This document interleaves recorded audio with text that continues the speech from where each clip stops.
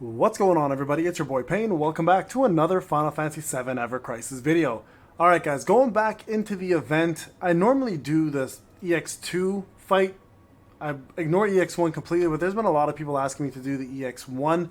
So right now we're going to jump into that and actually go ahead and do that together so you guys know how to tackle it and where to go in terms of beating it. Now, I have not tried EX2 yet. I will focus on that tomorrow. I'm going to head to bed after this, but I have cleared EX1. I'll show you guys what I did and how to focus on it now. There's been a lot of people asking me how to do this because even people who have more CP are dying to this event. So let me walk you guys through this and set up how you're going to tackle it. Now, first off, I took a little bit of a different approach, okay? So Fairy Tail's still there, Chocobo Staff is still there. Now keep in mind, Chocobo Staff is not required. If you want more magic attack, I would suggest putting in a more magic efficient weapon. But as you can see here, because Chocobo Staff is maxed out in regards to its OB, it's going to give you the most raw stats for magic. So that's why it's worth using.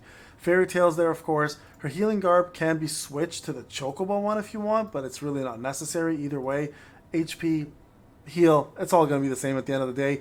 Now I do have Thunderlance for Ramuh on her because I want her to do damage because her Cloud's Cross Slash does more damage than her Seal Evil, obviously, right, which is her other limit break. So I have Arrow level 5 or Aurora level 5, again, very low level. Level 10 Rune for Circle or Runera. And then I have this Ice Breach, which is useless, but it's there for one reason and one reason only, guys, and that's for the stats, right? If you look at the stats here, it has 3.0 magic attack. So if you look at the stats, you want her to be roughly about 1.5. You can even go like 1.3 and still do this no problem, okay? Sub-weapons, I have the Wizard Staff for magic attack. Again, I just stacked magic attack. I have this here because the magic attack stat on the raw weapon, it gives more than anything else that I have. And then, of course, I have another Ifrit Sword here, which, again, the magic attack stat just gives way more. So if you have these even higher, you'll get even more, right? Essentially, that's how that works. So this is all for the raw stats. That's all it's there for, just to raise magic attack, and that's all that matters.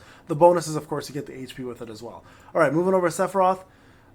Ice Garb for his Edge Wing, so he has Diamond Dust, Edge Wings itself. I have the Nameless here, which you can, by the way, replace with something else that has more magic attack if you're looking for that. So it's not a big deal if you do so. But I find that the Telluric Fury is nice because it can do magic defense down, giving you more magic damage overall anyways. So you can see here's at 2012. I have the Fire Breach here, again, specifically only because it gives 6.1% magic attack. I had a really good roll there. I have a level 10 Aurora level 2, rank 2, which does actually has magic attack at 1.2. And then I just have Runera here, which also gives magic attack at 2.8. So I've got decent things on him. Sub-equipment, I've got the Flame Projector, which gives magic attack boost, plus fire potency.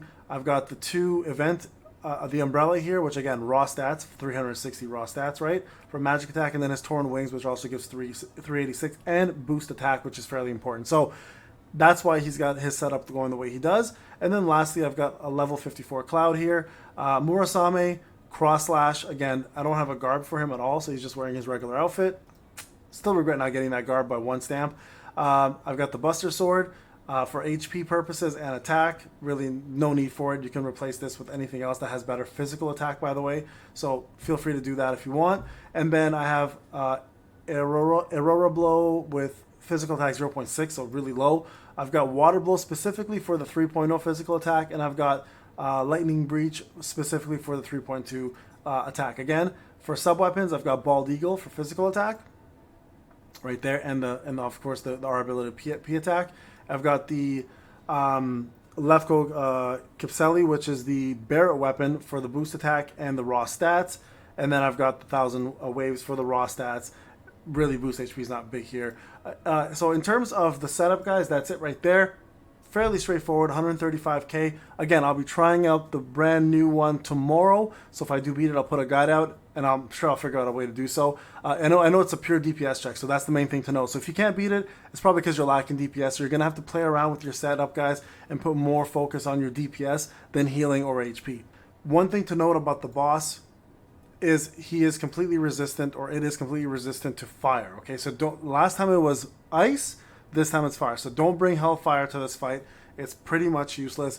It does have weakness to wind, of course, arrow, and then there has neutral to thunder, and neutral to ice. So this time Shiva and Diamond Dust, and if you have Thunder Lance or Judgment Bolt, bring those two with you, and then give, in my case, Cloud his cross-slash physical attack, okay? So immunities, Poison, Darkness, Silence, Stun, Fog, and Fatigue. Uses many magic attacks, grants greater physical resistance and magic resistance with Fortification. When Fortification is removed by killing its allies, it will be vulnerable to all attacks, especially wind, of course. So let's go in here and show you guys how to tackle this, okay? So the first thing to note is the ads. That's where all of your DPS is going to go. This is pretty much a DPS race, okay? If you lack DPS, you're not going to win this. So what I'll do is I'll show you guys the fight, and then I'll show you guys my setup afterwards so you guys can see how I set it all up. And then you guys can go into that fight knowing what to do. Okay, so first off, I play manual on this. You can play semi if you want. I prefer manual. So focus on the ads. This is where all of your efforts are going to go, okay? Mostly here, you're even going to use your healer to DPS. There's going to be really no wasted DPS here whatsoever. The healing in this is very easy because it's a one-shot kill at the end of it all, so you don't really need to heal too often anyways, okay? So switching over to Aerith, and then just go ahead and cast as much arrow as you possibly can. The problem with Sephiroth is he will use Nameless to magic defense down the boss, so you kind of want to use him as your main DPS so he avoids making silly things like that happen. Watch, see, I'm not going to do anything here. Just wait till the next set of ads pop up because it's all about ad control here. Now, these guys, on the other hand, are also weak to Thunder. So if you have Thunder Strike with Cloud for the Murasame, he can almost like one-shot these guys, okay? So very good unit to bring to this fight will be Cloud. Now, as you guys are fighting these, note on the third set of ads, he does something else called Evil Cackle or something, and then he does a Blazing Breath, which is a fire attack. So try to get people topped off before that happens, all right? So let's go ahead and go into here, top everybody off. Now let's wait for the next set of ads. It'll be those flying Dome Doras again.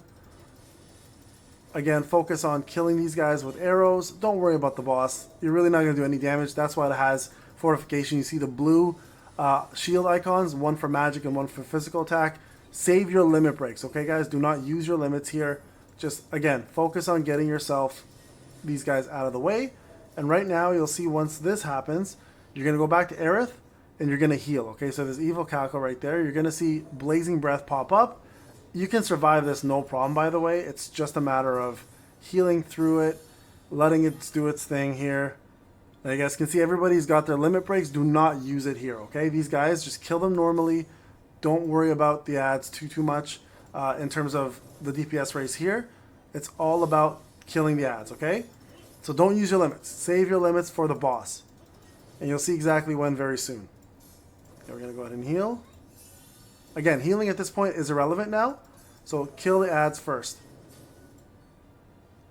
Here we go.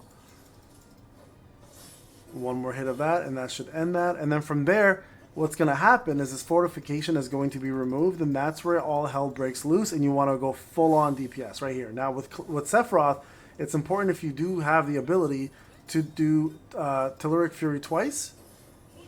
Do it again. And then from here, guys, healing doesn't matter. Just it's a DPS race. So let loose with your limits, right? You can see how much damage you're doing now in comparison to before, where you're doing absolutely no damage at all, right? Here's Thunder Lance. This is why it's important to have the summons ready, right? Because they do a lot of damage for you. And then, of course, Sephiroth should have Diamond Dust or Whiteout, whichever one you have, because his Ice Garb gives 35% more damage with Ice. So you can see this does a lot of damage here. Now, from here, all you want to do, guys, is if you're playing manual, is go back and forth between your units. Don't heal, just cast arrow, right? And you should be able to like rip this guy apart pretty much. And there you guys go. Very, very easy fight. Now I'm going to go through my setup, guys, and show you guys how to set this all up and what matters the most. Here, it's all going to be about magic attack, physical attack, and wind potency if you have it, obviously, and some other extra potencies right there. Okay, so there you go. We'll get an A+. All right, guys, this is Payne. Hope you enjoyed the video. I'll talk to you guys in the next one.